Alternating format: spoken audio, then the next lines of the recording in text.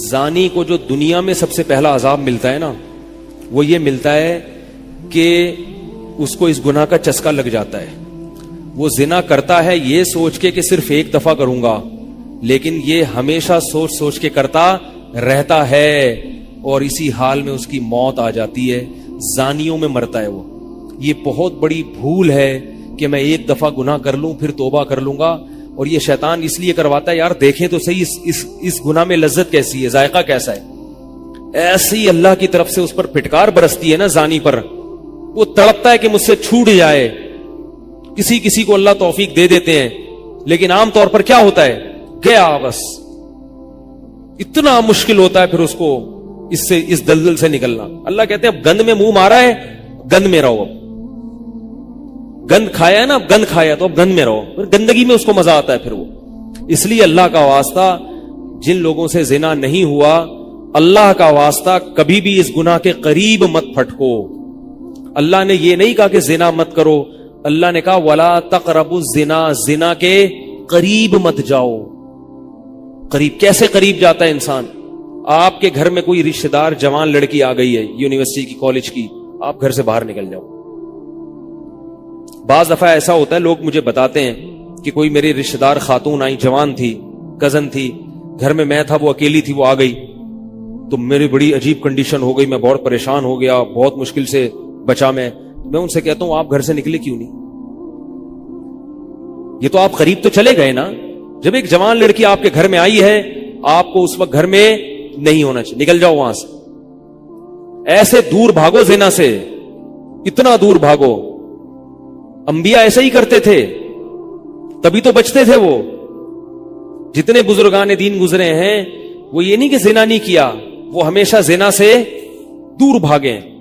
ہمارے استاذ نے ایک واقعہ سنایا تھا ہمیں، کتابوں میں یہ واقعہ لکھا ہے کہ ایک طالب علم تھا، پرانے وقتوں کی بات ہے، رات کو مسجد میں چراغ لے کے مطالعہ کر رہا تھا. پہلے زمانے میں لائٹ وائٹ تو نہیں ہوتی تھی، گاڑیوں کے سفر نہیں تھے، اونٹوں کے سفر تھے، تو مسافر لوگ بعض دفعہ آ کے مسجدوں میں ٹھہرتے تھے. تو اس نے دیکھا کہ ایک جوان لڑکی ہے، پردے میں ہے لیکن خوبصورت جوان لڑکی. وہ آئی اور اس سے کہنے لگی کہ میں راستہ بھٹک گئی ہوں، مجھے ایک رات مسجد میں گزارنے دے دو. باقی یعنی صحیح تھی، وہ اسی طرح ہوا تو کہیں بھٹک گئی تھی. شہر میں بھی بعض دفعہ لوگ بھول جاتے تھے نا کہ راستہ بھٹک جاتے تھے. اب یہ پریشان تھا کہ میں اس کو رات کو اگر پناہ دیتا ہوں تو مجھے شیطان برگلائے گا، اور اس لڑکی کو اگر میں پناہ نہیں دیتا تو یہ کہاں جائے گی رات کو، کوئی اور اس کی عزت سے کھیلے گا. تو اس نے بہرحال اس کو ٹھکانہ دے دیا، اس کو کہا کہ آپ ادھر اس طرف جا کے سو جائیں. نتیجہ کیا نکلا ہے کہ وہ لڑکی اس کو دیکھ رہی تھی، یہ کرتا کیا ہے، اس کو بھی اپنی عزت کا ڈر تھا نا کہ کہیں یہ دست درازی نہ کرے. تو یہ نوجوان جس چراغ میں مطالعہ کر رہا تھا، مطالعہ کرتے کرتے اس کی آگ میں اپنی انگلی لے کے جاتا اور اس کو جلاتا. جیسے ہی وہ جلنے لگتی تو اس انگلی کو واپس کھینچ لیتا، ایک دم تپش آگ لگتی نا، واپس کھینچتا. پھر تھوڑی دیر بعد یہ انگلی اس میں لے کے جاتا، پھر واپس کھینچتا. پوری رات یہ کرتا رہا ہے اور اپنی انگلی کو جلاتا رہا ہے. صبح جیسے ہی ہوئی ہے، اس نے فوراً، صبح صادق ہوئی نا فجر کی اذان کا وقت، اس نے فوراً اس لڑکی سے کہا یہاں سے چلی جاؤ، فوراً یہاں سے فوراً چلی جاؤ. اس نے کہا اللہ کی قسم اس وقت تک نہیں جاؤں گی جب تک تم یہ معاجرہ نہیں بتاؤ گے، یہ رات تم نے کیا ہے. تو کہنے لگا یہ میرا اور اللہ کا معاملہ ہے، میں تمہیں نہیں بتا سکتا. اس نے پھر اللہ کا واسطہ دے کے کہا، اس نے کہا میں جاؤں گی نہیں یہاں سے جب تک بتاؤ گے نہیں. اس نے کہا شیطان مجھے ورغلا رہا تھا کہ ایک جوان لڑکی ہے، اجنبی ہے، کوئی دیکھنے والا نہیں ہے، کوئی دیکھنے والا نہیں ہے، تو زنا کر لو اس سے، کوئی دیکھنے والا نہیں ہے.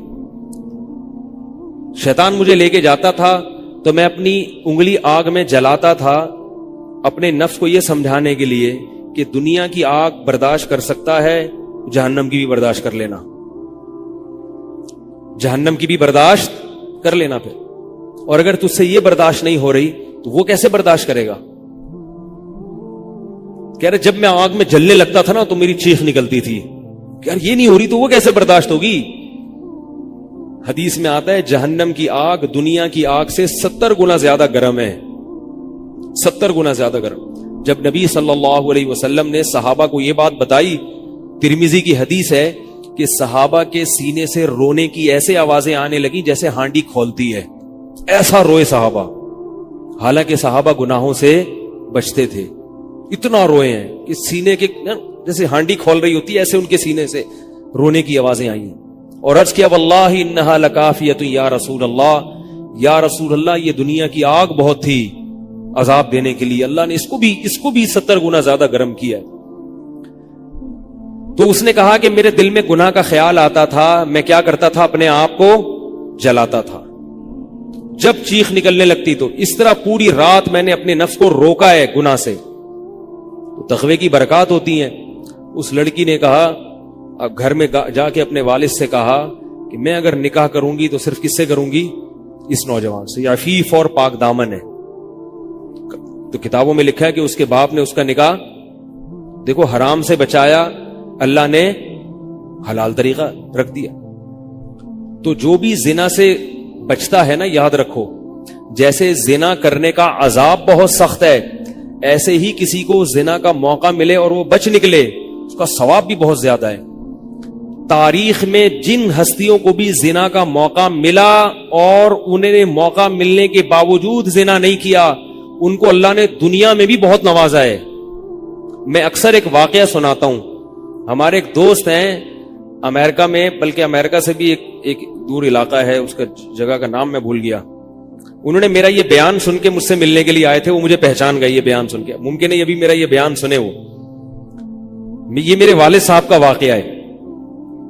میرے والد صاحب جب امریکہ گئے، کنوارے تھے اس وقت، میرے والد صاحب بہت ہینڈسم تھے، خوبصورت تھے، اور اتنا چوڑا تو ان کا سینہ تھا اور ایسی چوڑی چوڑی کلائیاں تھیں، بہت ماشاءاللہ اللہ نے ان کو مردانہ وجاہت دی تھی، اور آواز ایسی تھی جیسے ببر شیر ہوتا ہے، بہت ہی خوبصورت آواز، بڑی زبردست پرسنالٹی تھی۔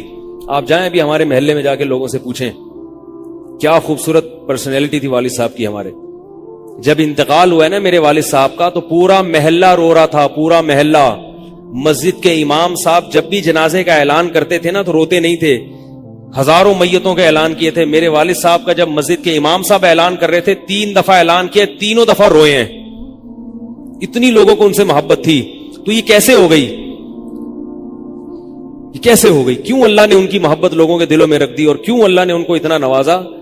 والد صاحب نیوی میں تھے، امریکہ جب فرسٹ ٹائم جہاز گیا ہے، کنوارے تھے اس وقت، تو کنوارا لڑکا پاکستانی یا انڈین ہو، پہلی دفعہ امریکہ جائے، وہ بھی کنوارا، کوئی روکنے ٹوکنے والا نہ ہو اور گناہ کی دعوت ملے، بچنا کتنا مشکل ہے۔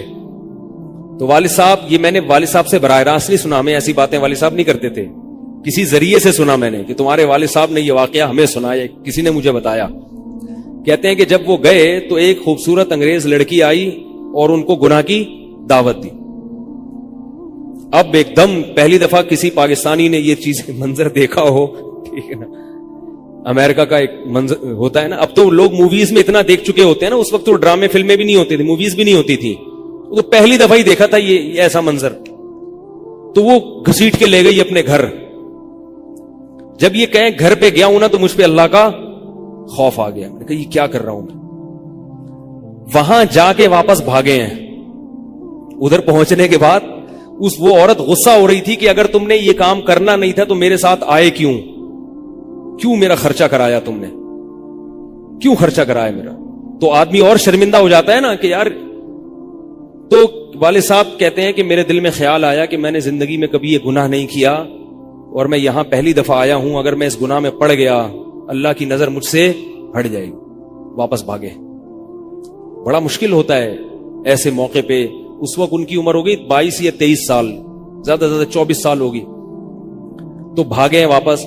تو والد صاحب کہتے تھے، جنہوں نے مجھے یہ واقعہ سنایا، کہ مجھے کہنے لگے کہ تمہارے والد صاحب کہتے تھے کہ اس کے بعد میری زندگی میں کیا آیا ہے؟ انقلاب۔ پھر اللہ نے قرآن کی تلاوت کی توفیق دی، حفظ قرآن تھا، بھول چکے تھے، روزانہ ایک قرآن پڑھنے کا معمول بنا پھر، تاکہ قرآن دوبارہ یاد ہو جائے۔ جہاز پہ 3 سال امامت کی، داڑھی بڑی رکھ لی ماشاءاللہ، اور پھر اتنی عزت اللہ نے ان کو دی۔ اللہ نے ان کے، ہمارے سب بھائی ماشاءاللہ داڑھی والے ہیں، سب بہنیں شرعی پردہ کرتی ہیں، سب بھابیاں پردہ کرتی ہیں۔ گھر میں کیا آ گیا پورا، حالانکہ اس وقت شادی نہیں ہوئی تھی، لیکن یہ اثرات کہاں منتقل ہوئے ہیں؟ خاندان میں پورے۔ پورے خاندان میں منتقل ہو گئے نا. انتقال ہوا تو جنازہ میں نے پڑھایا والد صاحب کا. اگر اللہ نہ کرے اس برائی میں پڑ جاتے, ہمیں پتا چلتا کہ ہمارا باپ ایسا ہے, تو ہم ایسے ہوتے. ویسے تو ابھی بھی کوئی اتنے نیک نہیں ہے, لیکن گیٹ اپ تو ہے نا. گیٹ اپ تو اللہ نے مولویوں والا دے دیا نا, تھوڑے تھوڑے تو دیکھنے کی حد تک تو نیک بنا دیا نا. ایسے نہیں ہوتے ہم.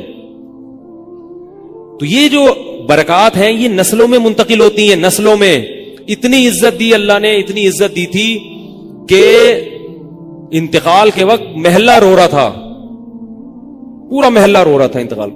اور بہت سے لوگوں نے والد صاحب کی قبر کے پاس نہ جگہ گھیر لی تھی کہ ہم یہاں دفن ہوں گے. حالانکہ مسجد کے امام نہیں تھے, کچھ بھی نہیں, کوئی ایسی شخصیت نہیں تھے کہ وہ کوئی مقتدی اور رہبر سمجھے جاتے ہو. تہجد کا معمول تھا, تلاوت کا معمول تھا.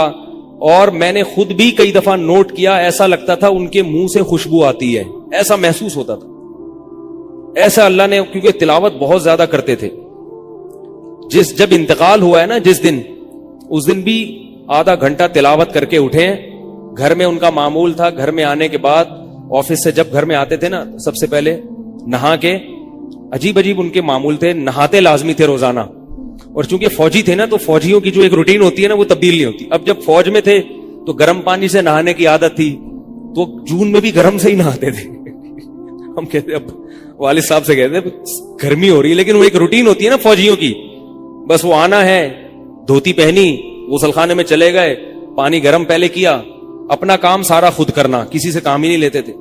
اور وہ 2 منٹ کے اندر ایسے پھرتی سے نہاتے تھے. ہم حیران, یہ کیسے نہاتے ہیں اتنی دیر میں؟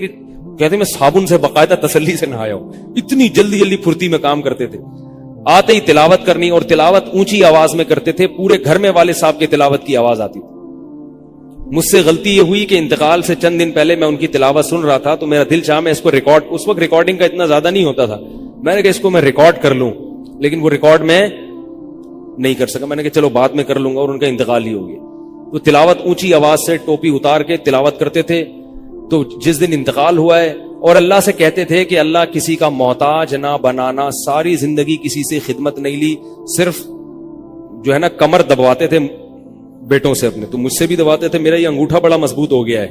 وہ کمر پہ نا ان کے ایسے مالش کر کے, ایسے کمر پہ میں مالش کرتا تھا والد صاحب کی, یہ تیل لگا کے نا ادھر, تو میرے انگوٹھے میں بڑی طاقت پیدا ہو گئی تھی. تو مجھے کہتے تھے یار تم ہو باریک سے, میرے باقی بھائی ذرا, لیکن یار تمہارے ہاتھ میں بڑی طاقت ہے. تو میں کہتا تھا کہ یہ میرے ہاتھ میں طاقت نہیں ہے, یہ مالش کر کے نا یہ انگوٹھا بہت مضبوط ہو گیا ہے.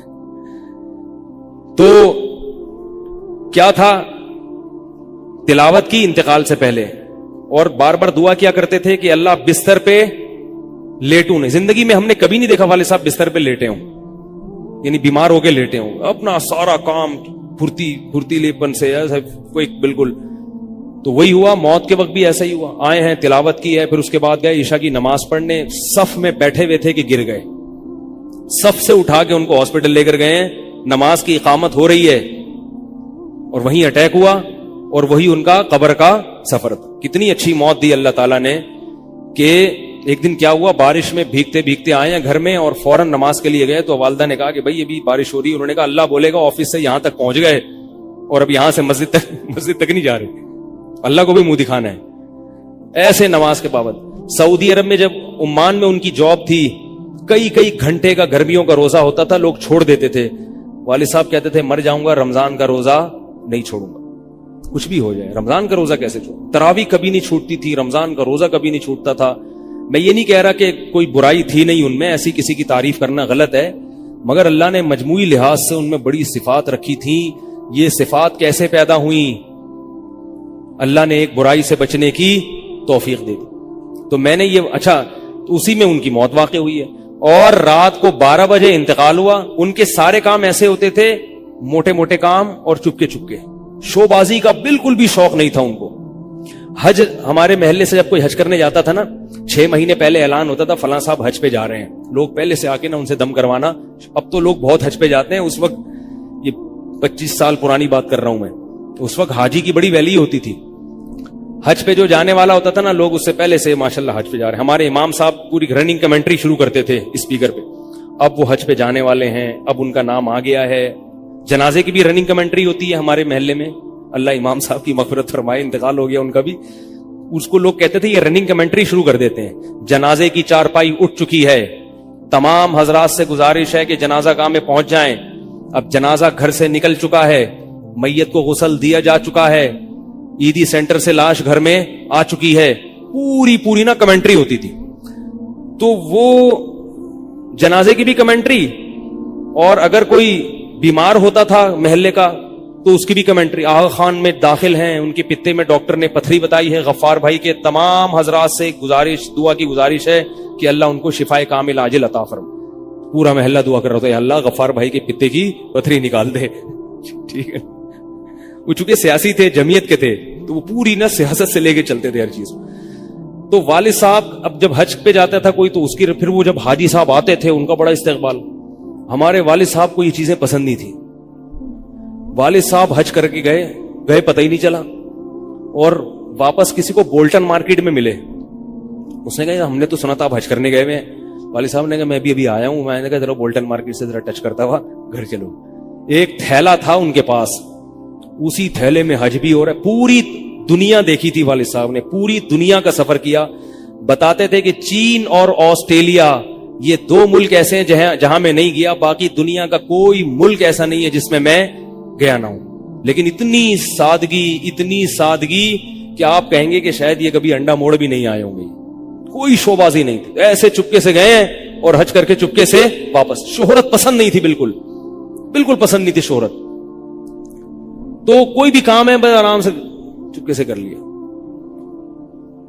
ختم قرآن کے موقع پر ہمارے امام صاحب نا سب کو بلاتے تھے. ہاں بھائی, اب تو والد صاحب کو پسند نہیں ہوتا تھا کہ نام لیا جائے میرا, تو یہ چیز لوگ ان کی پسند کرتے تھے. تو ان کی موت بھی ایسے ہی ہوئی ہے چپکے سے. رات 12 بجے انتقال ہوا, میں مدرسے میں تھا, ہم لوگ پہنچے, ہم تو حیران ہو گئے یہ کیسے ہو گیا بھائی ایک دم. تو ان کو غسل دیا, اور فجر کی نماز کے بعد جنازہ تیار تھا. فجر میں نمازی کم ہوتے ہیں.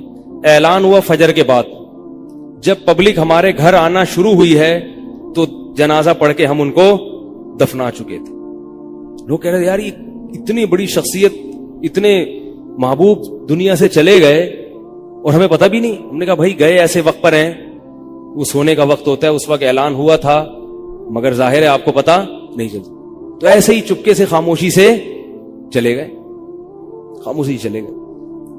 تو لوگ یہی کہہ رہے تھے یار یہ نہ انہوں نے دنیا میں کبھی خدمت لی ہے, ٹھیک ہے نا, جنازے میں بھی کسی کو پریشان نہیں کیا, ایسے 2 صفیں ہوئی تھی جنازے کی, بس چلے گئے. تو کیسا اللہ نے چلتے پھرتے نماز کی حالت میں ان کو اٹھایا ہے. تو یہ میں نے یہ واقعہ سنا ہے نا, تو ایک صاحب باربڈوس سے شاید ملنے کے لیے آئے مجھ سے. تو مجھ سے وہ بیان انہوں نے سنا, پہلے میرا بیان سنتے تھے, مجھے پہچانتے نہیں تھے, امریکہ کی کسی ریاست میں تھے یا باربڈوس میں واللہ عالم. تو مجھ سے ملنے کے لیے آئے, مجھے کہنے لگے یار آپ حافظ مسعود صاحب کے بیٹے ہیں. میں نے کہا ہاں. کہہ رہے یار میں آپ کا بیان کب سے سن رہا ہوں, آپ کو پہچانتا نہیں تھا. آپ نے ایک دن ممبر پہ واقعہ سنایا, تو یہ واقعہ تو آپ کے والد صاحب کا واقعہ ہے, اور یہ میرے والد صاحب آپ کے والد کا واقعہ مجھے سنا کے امریکہ بھیجا تھا انہوں نے کہ بیٹا حافظ مسعود صاحب کی طرح زندگی گزارنا, امریکہ جا رہے ہو, جیسے وہ بچے تھے تم بھی بچنا. تو کہہ رہے آپ کے تو والدہ کو بھی جانتا ہوں میں, آپ کے تو گھر ہم لوگ پڑھنے آتے تھے, ہماری دادی سے انہوں نے پڑھا ہے, یعنی ہمارے بہت کلوز تھے وہ لوگ. امریکہ چلے گئے, حوادث سے زمانہ ان کو امریکہ لے گئے, ٹھیک ہے نا. تو کہنے لگے کہ جب میں نے یہ آپ کے روزانہ بیان سنتا تھا, یہ واقعہ سنا, تو پھر میں حیران ہوا کہ یار آپ تو بہت, پھر میرے بھائی بھی ان کو جانتے ہیں. تو وہ انہوں نے بتایا کہ یہ واقعہ تو آپ کے والد صاحب کا جب مجھے پتا چلا نا, تو مجھے پھر پتا چلا آپ ان کے بیٹے ہیں. تو مجھ سے ملنے آئے اسپیشل یہاں پہ. تو یہ میں کیوں واقعہ سنا رہا ہوں کہ دیکھو بھائی, جیسے زنا کرنا بہت بڑا جرم ہے, ایسے ہی زنا سے بچنا اگر موقع ملے کسی کو تو بہت بڑی نیکی ہے. یوسف علیہ السلام کو اللہ نے کیسا نوازا کہ نہیں نوازا, بچے تھے وہ. تو بھائی کرنے والے بہت ہیں, بچنے والے تھوڑے ہیں. تو کرنے والوں میں اگر اپنا شمار کرو گے تو جہاں بہت سارے لوگ ہیں, مزے کی زندگی گزاری, تھوڑے دنوں کے لطف اور مزے ہیں, اس کے بعد دنیا کا سکون بھی گیا اور آخرت میں جہنم کی آگ. اور اگر بچنے والوں میں آ گئے تو ان تھوڑے لوگوں میں اللہ شامل کر لیں گے جو تھوڑے شکر گزار ہوتے ہیں. لیکن اس کا یہ مطلب نہیں ہے کہ ایسا ماحول کریٹ کرو کہ پھر آپ کو بچنے کا موقع ملے. دور بھاگو. میں نے بتایا نا, کوئی لڑکی گھر میں آتی ہے, باہر نکل جاؤ گھر سے, بولے بھائی تنہائی میں نہیں, میں تو اس کی احتیاط کرتا ہوں. کوئی جوان خاتون اگر مسئلہ پوچھنے آ جائیں, بوڑھی ہے تو کوئی اتنا مسئلہ نہیں ہے, جوان خاتون, ایسا ہوتا ہے بعض دفعہ خواتین کو تو ماحول کا نہیں پتا ہوتا, اب وہ آئی ہیں, میں گھر میں کوئی نہیں ہے, آگے دروازہ بجا رہی ہیں, مفتی صاحب گھر میں مسئلہ پوچھنا, گھر میں نہیں بیٹھوں گا, سڑک پہ کھڑے کھڑے پوچھو, ٹھیک ہے نا, بے احترامی ہے. گھر میں آنا ہے تو پھر مسجد کے کسی خادم کو یا کسی بندے کو گھر میں بٹھاؤں گا کہ بھئی آپ بھی آ جاؤ, کیونکہ بدگمانی کا موقع دینا بھی کیا ہے, حرام. ہاں گھر والے موجود ہوں, اہلیہ موجود ہیں, پھر بے شک آگے بیٹھو. اور پھر بھی میں ایسا نہیں کرتا کہ اہلیہ دوسرے کمرے میں اور یہ خاتون اس کمرے میں میرے ساتھ بیٹھے, ایسا نہیں ہوگا بھائی, ایسا کریں گے تو کون آئے گا.